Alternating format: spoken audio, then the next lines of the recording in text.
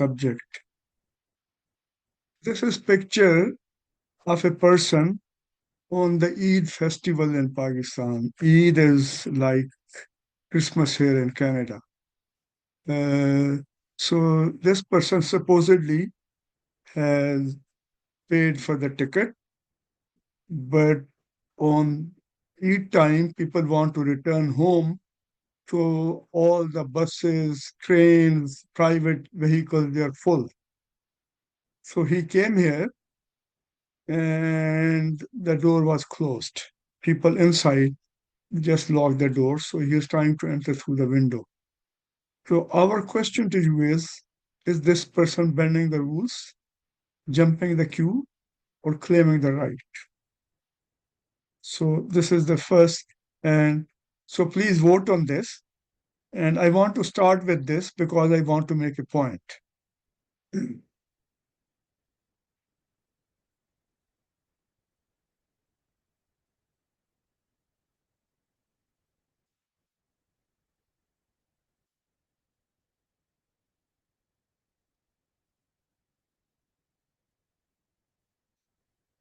So Manu, how is the So yeah, we've had 25 out of 28 responses, 27 now. So okay? we can look Okay, at uh, the results. So most people are saying he's claiming his right. okay, great. So the point I wanted to make by showing this was that whenever we look anything, we have more than one views of looking at it. So if we want to probe deeper, then we need to know more about the context, about our own assumptions, and about what is happening on the ground. So that is the method I'll be using today. I'm not going to give you any answers. We'll be asking different questions and we'll be seeking your responses. And then, based on your responses, we will show some evidence. To begin with, I want to tell you that I am follower and student of Dr. Akhtar Hamid Khan, who was one of the greatest gurus of community development and rural development in South Asia.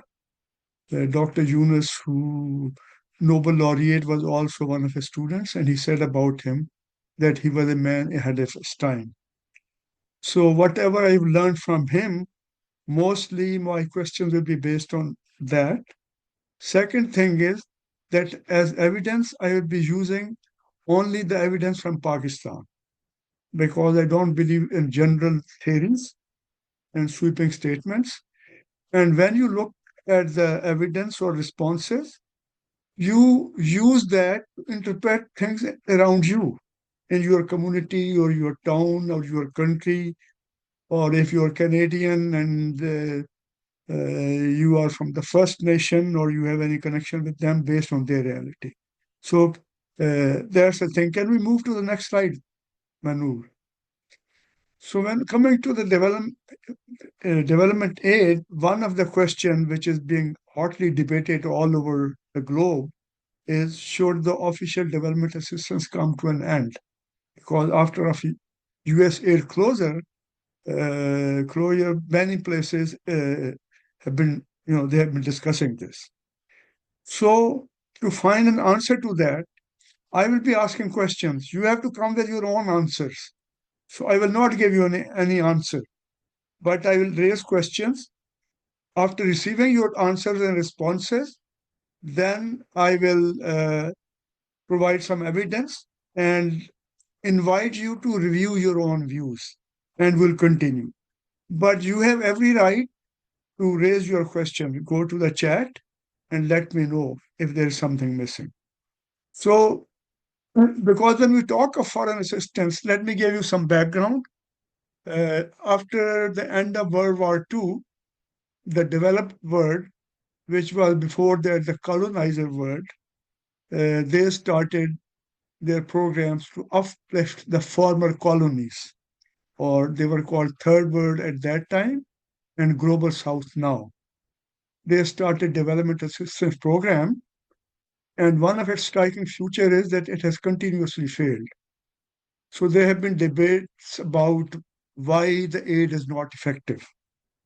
Interestingly, two aid programs were started at the end of World War II. One was Marshall Plan, which was for Western European countries, and there was Colombo Plan for the countries of Global South. Marshall Plan succeeded very well. In a few years, those countries were up on their feet and they started progressing. But in the Global South, nothing has changed. So the first question I want to ask you is to understand what you think, why foreign assistance is needed. Is it due to financial deficit, technical deficit, managerial deficit, institutional deficit, or moral deficit? Let me give you some background. Because Pakistan, got independence in 1947. In 1955, its first five-year plan was started.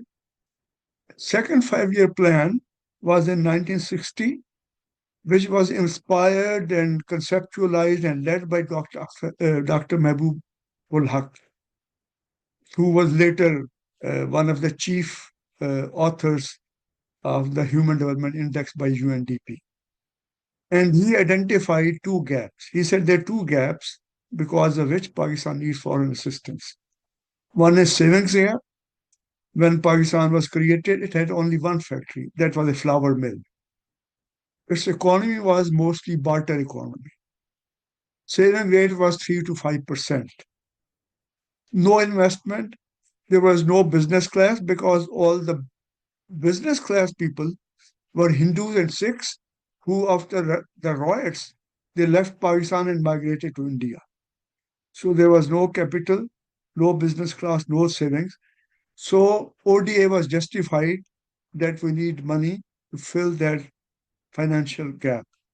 The other is for importing machinery and raw material and inputs, Pakistan needed foreign exchange. So foreign exchange at that time also at a very low level. So because of these two gaps, foreign exchange deficit and saving deficit, official development assistance was justified. It was later on theorized by two World Bank economists, Chandri and Stout, as two gaps model. So we want to know your take. What you think? Is it only financial deficit, technical deficit, managerial deficit, institutional deficit, or moral deficit? Please respond and then we'll move forward.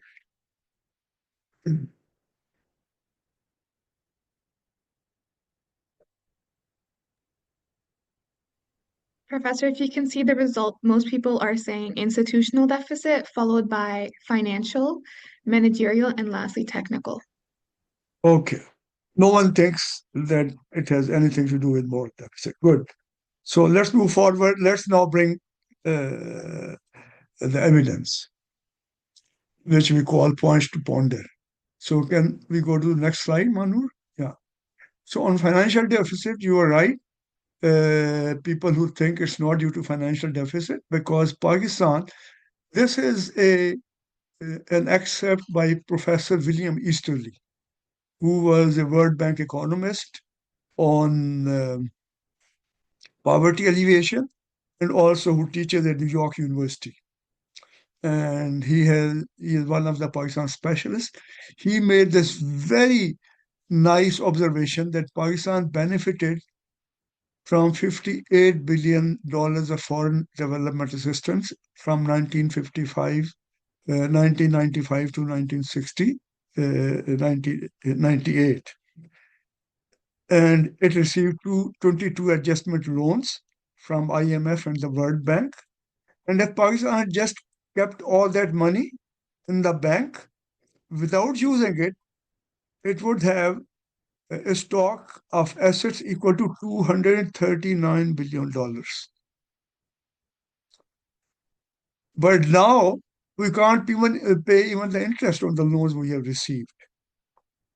So that shows that financial deficit is not the reason. It is how we use the finances that is most important. So just ponder on this and we can use the same lens to look at what is happening in other countries. So next slide, Manu. At the same time, while the government of Pakistan, who received ODA, they accumulated so much debt that they had to use 22 adjustment programs for rescheduling of the loan to IMF and the World Bank. So their spending was worse than not spending. No, in the case of there is another program run by a civil society organization, Aga Khan Rural Support Program. They used their own resources, philanthropic resources, and grant funding from bilateral donors. And in 10 years, 1982 to 1992, they doubled the income of 100,000 households in one of the most difficult mountain regions in the world, Hindu Kush, Himalayas, and Karakoram. So that, you know, compels us to rethink if financial deficit is the reason or some managing the finances is the reason. And if management is the reason, then we come to that later on. Next slide. Now look at this. This table shows you that in 1960, when our second 5-year plan was started, Pakistan had only 0.3 to 0.5 billion national total savings. Today, it is between 45 to 55 billion dollars. Saving rate at that time was 5 to 7%. Now it is 13 to 15%. Not only our saving rate has increased, but our workers in the Middle East, Western Europe, North America, they send their remittances to the size of 27 to 30 billion dollars back home. And bank deposits of Pakistani elite abroad are 40 to 50%, 20 to $25, and then bank deposit is now 40 to 50%. At the time of creation of Pakistan, there were only 19 bank branches. Now there are thousands of bank branches. So that compels us to think, why do we consider that financial deficit is the cause of Pakistan lagging behind? And the financial deficit is not the reason why our experts on development assistance are mourning the end of official development assistance, and why Pakistan, in spite of having all these resources, still cannot make any headway. We'll discuss these things in the coming slides. Next slide, please. And that is why this situation, in a very cynical way, was captured by Senator Rand Paul, who said foreign aid often means taking money from poor people in rich countries and giving it to rich people in the poor countries. So it is performing. Now, why the way these finances have not been able to pull us out of our economic stagnation or underperformance?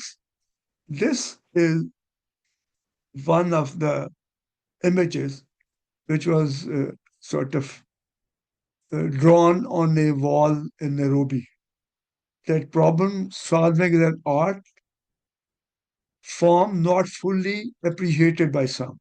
So you can see project sponsor, project request, Syrian analyst, programmers, and contractor, how they implement and what is the community solution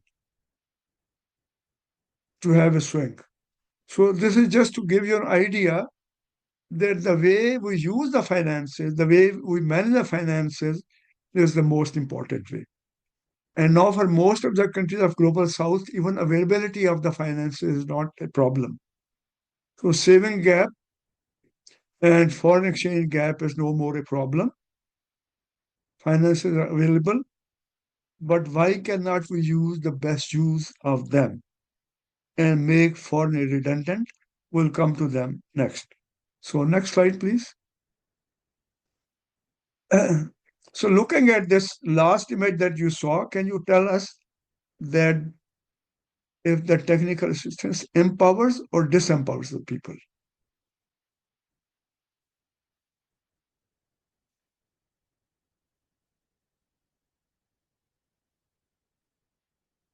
It is very important because the projects are conceptualized and project plans are prepared by the technical people.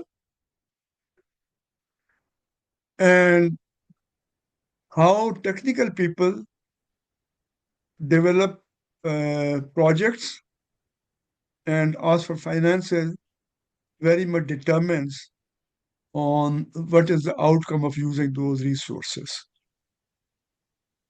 So the poll is open. Please give us your view and then, okay.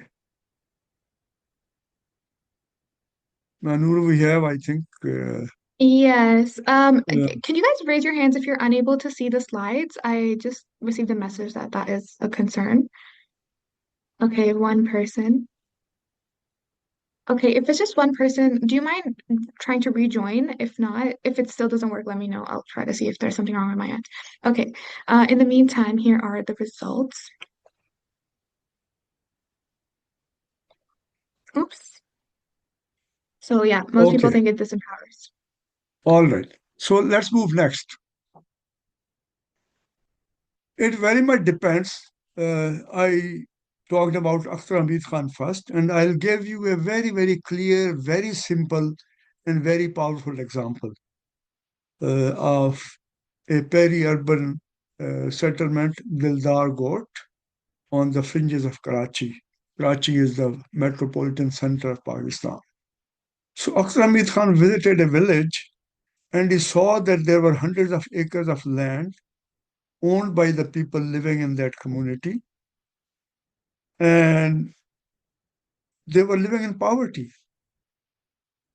And some was polishing the shoes in the city, or driving a donkey cart, or a horse cart, or camel cart, or all those things, or working domestic workers. We asked them, why don't you cultivate your land? They said there's no water. Although they were on the seafront, but it was salt water.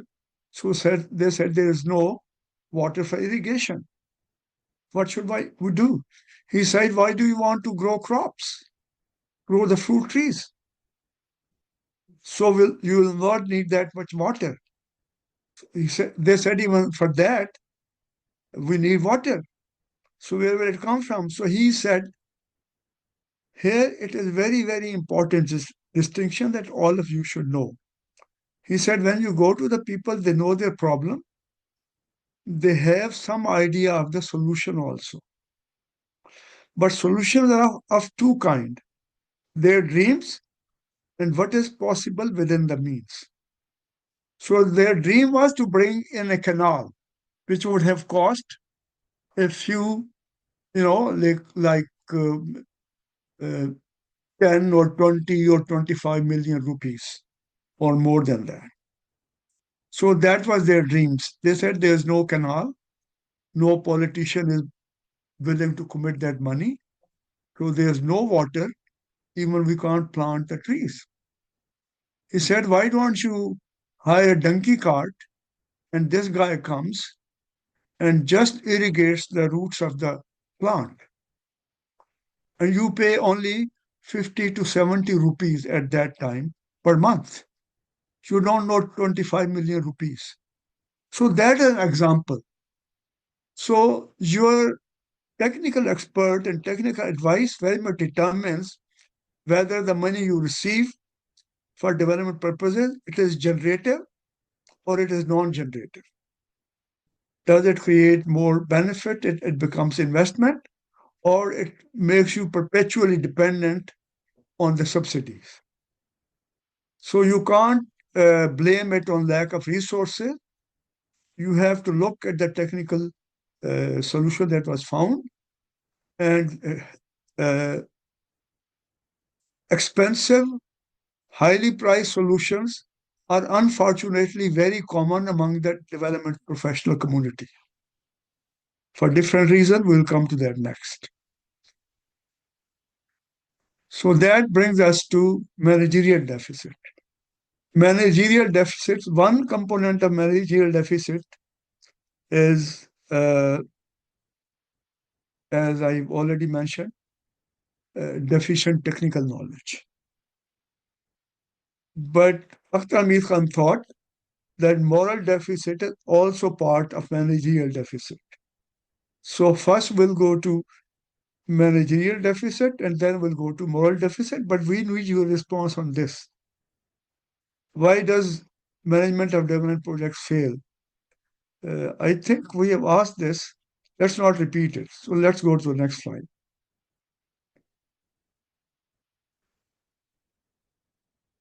Okay, I'll give you an example. Why technical expertise doesn't help people, cross the barriers in their way.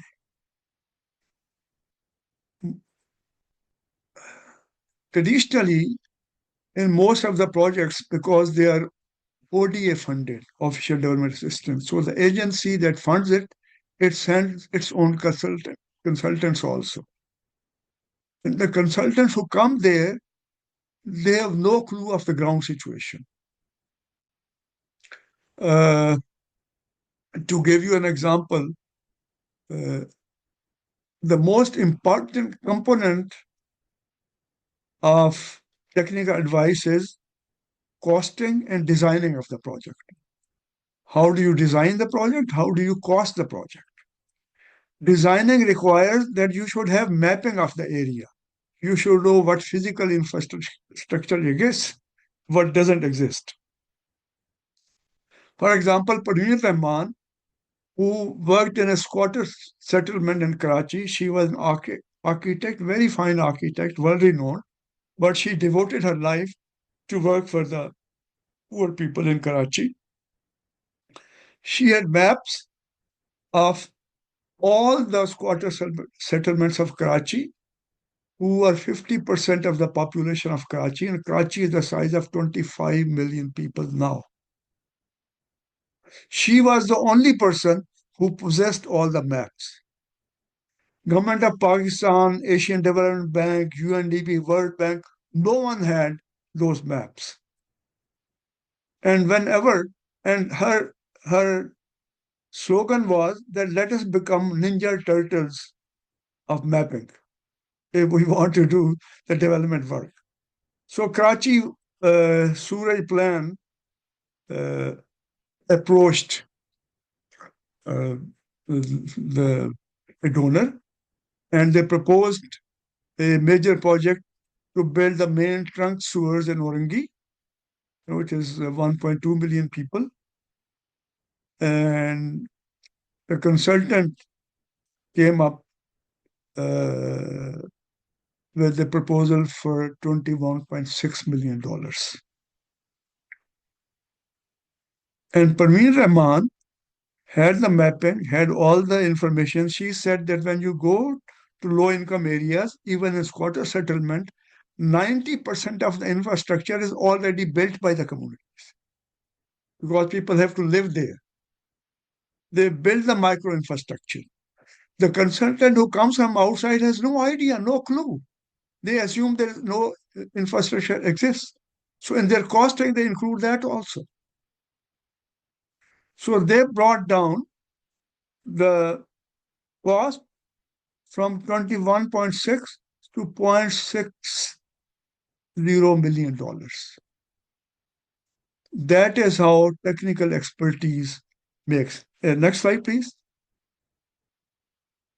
The other is Kurangi Wastewater Management Plan. This is very interesting. Again, Karachi Municipal Government approached Asian Development Bank and the consultants and experts. They came up with a plan for a project worth 100 million US dollars. And Parveen Rahman and Orangi project team, they had done their homework. They did the mapping. costing and designer of the project, presented it to the governor, who was a military governor at that time. And they said that it can all be done in $30 million, not $100 million. And $30 million under the agreement with the Asian Development Bank was required to be paid by Pakistan. So she said, why do we need a loan? So perhaps I think this is the only time when a bank loan was cancelled. The governor cancelled, ADB was very angry, but they proved to them that we don't need loan. And the municipal government people and experts, they need to rethink and they need to bring their case. So third case study. Next, please. Yeah. No. Go back. Yeah. Then there was another uh, project for which they needed, you know, government of Karachi applied for another loan to bring water to the squatter settlements in Karachi. As I've already told you, 50% of the population lives in squatter settlements. So they came with, they wanted uh, 820 million US dollars. Uh, the current annual budget of the, for this water supply. What Premier Rahman did was she mapped the entire area and she said water was available, being provided by the government, but it was not reaching the people living in squatter settlements because water was being stolen at almost 180 points. And that was stolen by water tanker mafia, and water tanker mafia was reselling it to the industry at a lower price, and people were deprived. So they had to buy at a very heavy cost from donkey cart vendors and others. So what she said was that if they stop the stealing of water, start giving water to the people and start charging them the fee for the water they receive, which will be much lower to what they are paying to the donkey cart vendors, municipal committee will make a saving. Uh, and it will pay off all its loans and save money as well. So there's no need for any loan. And she pointed out that one of the points from where the water was stolen was inside a police station. And she proved that point, and so no loan was authorized for that also. So these examples I've given to show that within the existing means and available resources, solutions are possible and good management is possible if good technical advice is given. And that is the job which can be done much better by civil society people than by the government or private sector. Next slide, please. Another part of the institutional deficit, it is very important. Most of you might not be aware of this, is institutional deficit, which was again pointed out by Akhtar Hamid Khan. He said that colonial administration, like in India, which at that time included Pakistan, India, and Bangladesh, it was called Indian subcontinent. The British colonial government there was a law and order administration. It means they had revenue department and police station, which is called Thana in South Asian languages, was could reach each and every village of India. Thanas were built in such a way that one station house officer of a Thana could reach to the farthest village and come back in one day on a horse. So Thana and revenue collection They could reach out to all the villages, but nation building departments or what you call line departments, their reach was limited only to the urban centers. So there was no receiving mechanism. Even if you give them official development assistance, it cannot be delivered to those people. Nothing exists. So he said you need to create a receiving mechanism. Receiving mechanism means you should organize the people at community level. Organization is needed. I'll given an example over here that, for example, to increase the productivity in agriculture. Pakistan had 75% of population depending on agriculture at the time of independence. And even now, 75 years after that, you have 600 dedicated extension workers for about 1 million potential landholders in Punjab. So how can 600 people reach to 1 million people? They can't make even a single visit in a year. So he said what you need was one is social infrastructure. You need to organize the communities. Instead of reaching out to every household, you create an organization and leading members of those organizations come to you, they get the training, they train the rest of the villages. Secondly, he said you need administrative infrastructure. There are no line departments. So at the location of Thana, you create a development assistance project where you bring all the line departments together. So he started Thana Training and Development Centers in then East Pakistan and reached out to the local communities. And third is political infrastructure. So if that is not there, if there's no good technical advice, there is no institutional receiving mechanism, all the money goes waste. So if you have to make the development effective or to make it redundant, you need an institutional infrastructure. And one of the dilemma of the official development assistance is they want to invest in the delivery of goods, which they have themselves decided what should be delivered, and they don't want to invest in the institutional structure without which development cannot take place. So please move to the next slide. And next was moral deficit.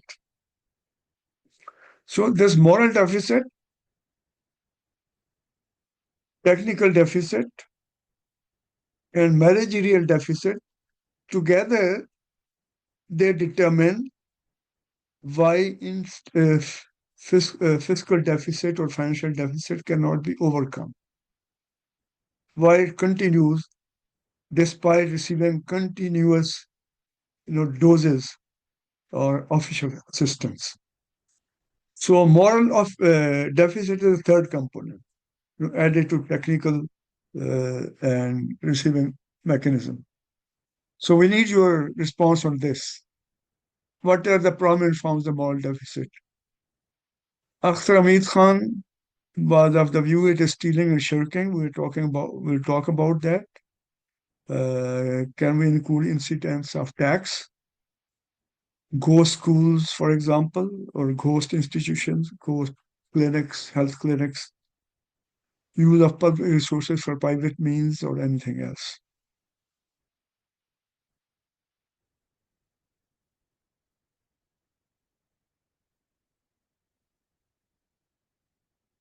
Okay.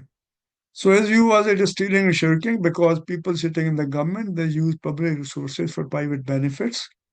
And that is why the aid cannot produce the results that we want it to do. And that is why we have continuous dependence on aid. But the question arises how the civil society or communities can deal with this stealing and shirking. So can we move to the next slide? Please go to the next one.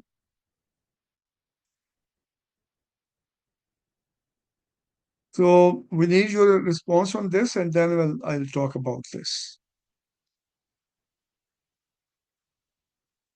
Can official development assistance help us counter stealing and shirking? or transparency or citizen watch groups, reducing government's footprint in the economy? Which of these factors can be most effective?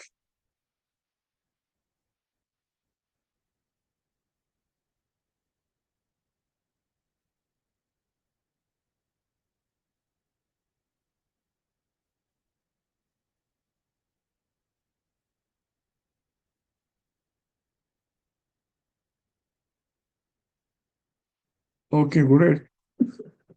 So we are almost on the same page because we also found that unless civil society organizations are active, because what has happened is in Pakistan, where ODA and government has not been able to build the receiving mechanism, organization like Rural Support Program, and there are many, many more. They have started building the social infrastructure at local level. And as I showed in the previous examples, that they participate in the public hearing and present their case also to the government, like the governor of a province, that this is our finding and this is our costing and designing, and this is much better than the consultant's job. So that unless civil society takes the responsibility for that and counters the moral deficit and technical deficit and managerial deficits by doing their own work, ODA alone cannot accomplish much. And if ODA is not there, civil society plays its role, things can happen. Now, next one. So one of the major problem is that, okay, if the donors leave, if there's no donor money, how to do things, where to begin, how to mobilize resources, how to bring in. So can we move the next slide? Uh, Akhtar Hamid Khan, he worked in three different situations.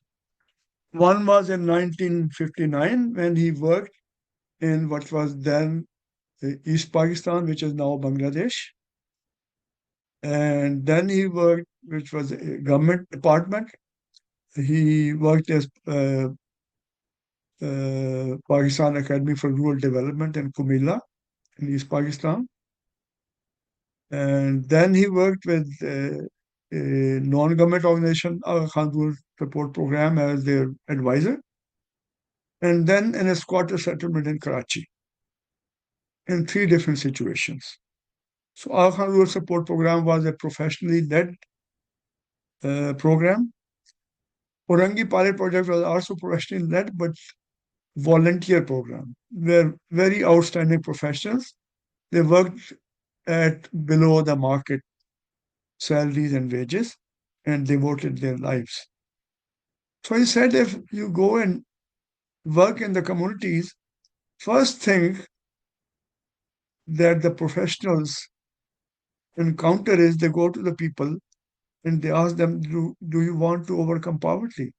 They said, yes. So then he asked them, what is the problem? What is stopping you from there to crossing the barriers? They say that we have no money. He said they ask you for money because they think you are bringing bags of money. So money is not the problem. And when they say there's no money, and we believe that answer without doing further query, without probing further, without knowing the tools to probe it further, we said, yes, we go there and we ask them, do you want to remove poverty? Yes. And then they say it is not happening because there is no money. We believe that. Then we believe in perpetual dependence of the people on the state. So he said there are four barriers. One is psychological barrier, the other is social barrier, third is technical barrier, fourth is financial barrier. So financial barrier, we have talked about it. Technical barrier, we have talked about it. Social barrier, we have talked about it. Psychological barrier. So what is the psychological barrier? Psychological barrier is, he said, people think that government is responsible for everything and only government can do everything. He said people are capable of doing things for themselves. One is the solution should be affordable, possible within their means. But the other is that they're not organized. They don't come together. So you need people who professionally know how to organize people and bring them together. And how do they succeed? This is something very important to know. Because when the professionals go there, if they go there with the arrogance that we need the answers and we need the problems, then they will ask them that you solve it yourself also.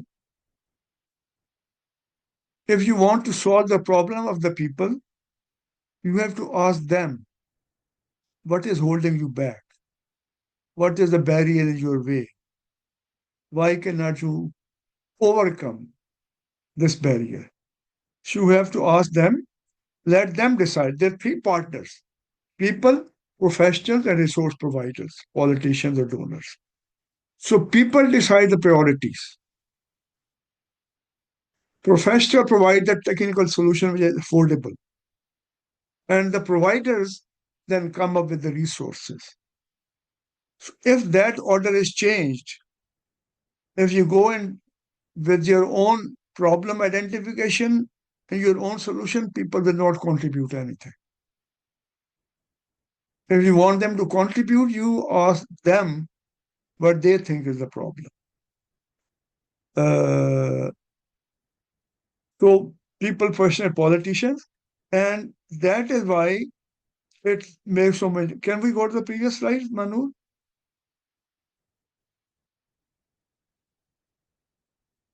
No, the one before that. Yeah. So psychological barrier arises if you do not take them into confidence, if you don't ask them to identify the problem, identify the solution. If you ask them, then their reluctance is very important. When you ask them what is their problem and you ask them to join for solving the problem, and they say, well, yes, we are willing to do this, but why don't you do it first? Why don't you provide resources for that first? So Akhtar Hamid Khan said that if people don't agree with the solution or become part of the solution, it is not a rejection, it is anarchy. It means that they don't have full trust in you and they're not sure if what you are saying will work. So, because of that, you have to look for the early adopters. Early adopters will work with you, and if they succeed, then there will be a snowball effect. No one will want to stay behind. So, understanding their psyche, how they work, and how to interpret their answer is very important. So once you understand that, you help them cross the psychological barriers and then you move forward. And then they're willing to pay. Let's move further. But even if they agree to, you find affordable solution, you find their agreement. There are very innovative ways of financing, depending on the sector, depending on the problem, which has been used and tested on ground. If we are not aware of that, and many development professionals are not aware of that, who are not in the field, then they think that people continuously need foreign aid and depend on that, so they're incapable of crossing these barriers. So let's move further. Professor, I Manu? think the class is supposed to end in like 2 minutes or so. How do you want to Okay, go let's about the rest let's of the move to slide? last move quickly. Let's move to the last slide.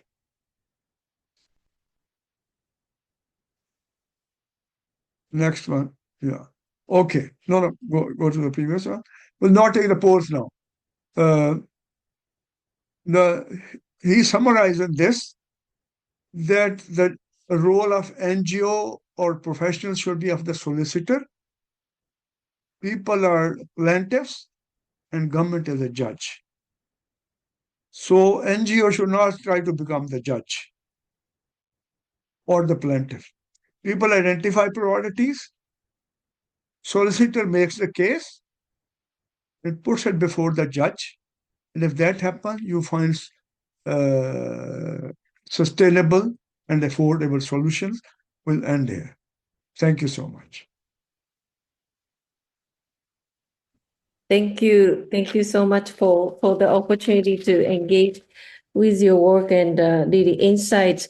I would like to then maybe open up question and I think particularly I have just a little bit give you guys background is that I have attended his lecture quite a numerous time, and I think the coherent theme of the Professor Baquet is really about the local, that the identify that the presence of gaps in the development aid system, and then really coming out of, I guess, that the sort of frustration regarding global aid regime, and then how Pakistan's example really contributing, right? Your work in the rural Pakistan, particularly the poverty alleviation program that I think is really sort of your idea perhaps expanded, and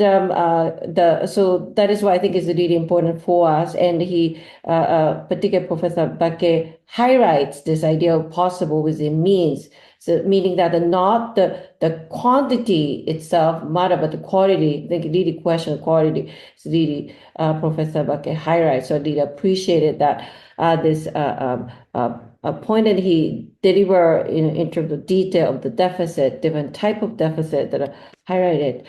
So I would like to open up the question. If you have any specific question would like to highlight, please raise hand.